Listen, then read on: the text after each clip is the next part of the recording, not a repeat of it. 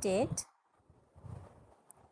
to my brother Captain Valentine Giles RG in the hope that a work 2400 years old may yet contain lessons worth consideration by a soldier of today.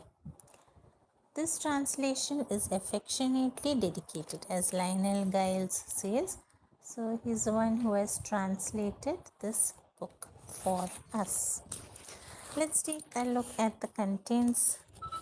We have a preface, we have a introduction, and then the chapters in this are laying plans, waging war, attack by stratagem, tactical dispositions, energy, weak points and strong, maneuvering, variation of tactics, the army on the march, terrain, the 9 situations, the attack by fire, the use of spies. So these are the books, these are the chapters here. So let's take a look at the preface. The seventh volume of Memoirs concernant les histoires, les sciences, les arts, les mores, les usages, les chinois, is devoted to the art of war and contains, among other treatises,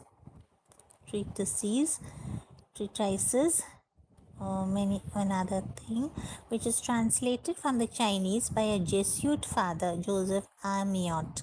So Pere Amiot appears to have enjoyed no small reputation as a sinologue in his day, and the field of his labors was certainly extensive. But his so-called translation of the Sun Tzu, if placed side by side with the original, is seen at once to be a little better than an imposture. It contains a great deal that Sun Tzu did not write, and very little indeed of what he did. Here is a fair specimen taken from the opening sentences of chapter 5. So that's in the other language, of course. So let's move further. Throughout the 19th century, which saw a wonderful development in the study of Chinese literature, no translator ventured to tackle Sun Tzu, although his work was known to be highly valued in China as by far the oldest and best compendium of military science. It was not until the year 1905 that the first English translation by Captain E. F. Calthrop, RFA, appeared at Tokyo under the title Sonshi, the Japanese form of Sun Tzu. Unfortunately, it was evident that the translator's knowledge of Chinese was far too scanty to fit him to grapple with the manifold difficulties of Sun Tzu. So he himself plainly acknowledges that without the aid of 2 Japanese gentlemen, the accompanying translation would have been impossible.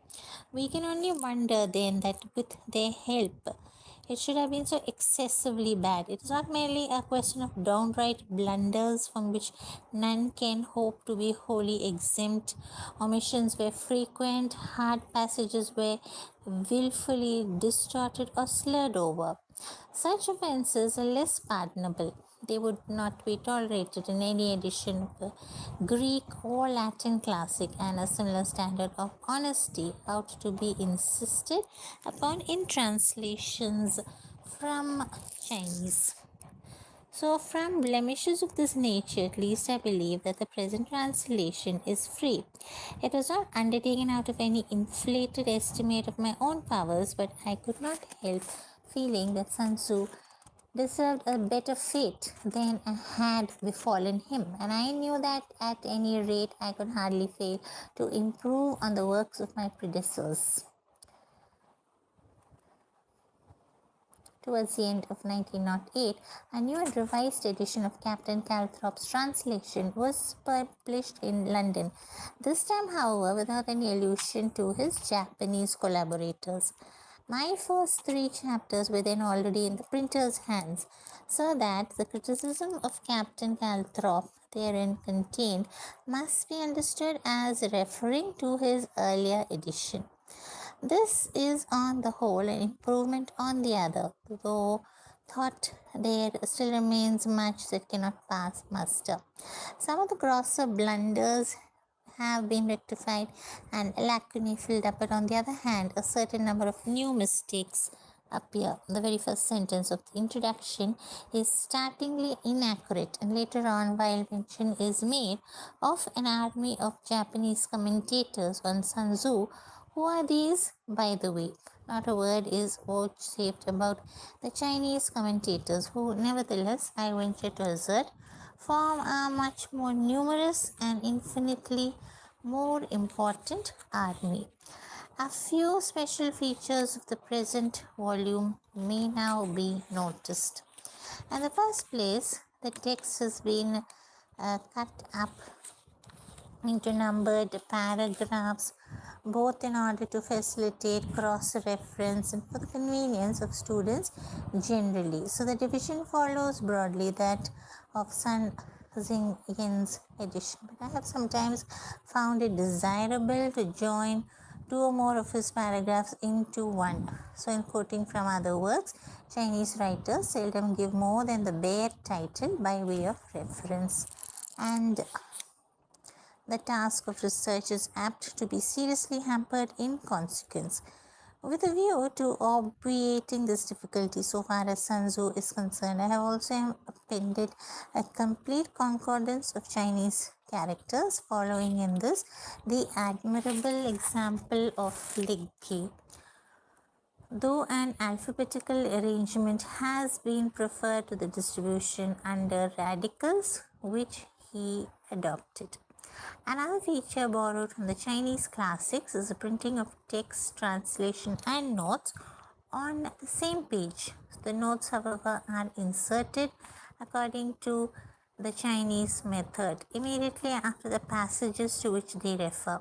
From the mass of native commentary, my aim has been to extract the cream only, adding the Chinese text here and there when it seems to present points of literary interest. Though constituting in itself an important branch of Chinese literature, very little commentary of this kind can hitherto be made directly accessible by translation.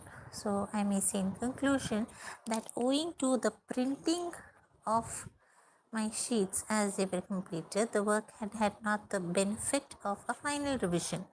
On a review of the whole, without modifying the subject of my substance of my criticisms, I might have been inclined in a few instances to temper their asperity.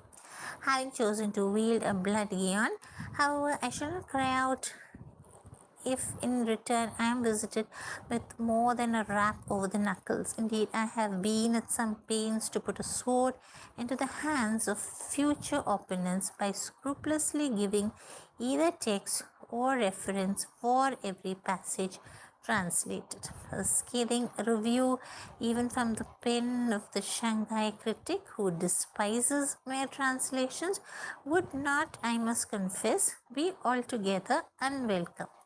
For after all, the worst fate I shall have to dread is that which befell the ingenious paradoxes of George in the Vicar of Wakefield.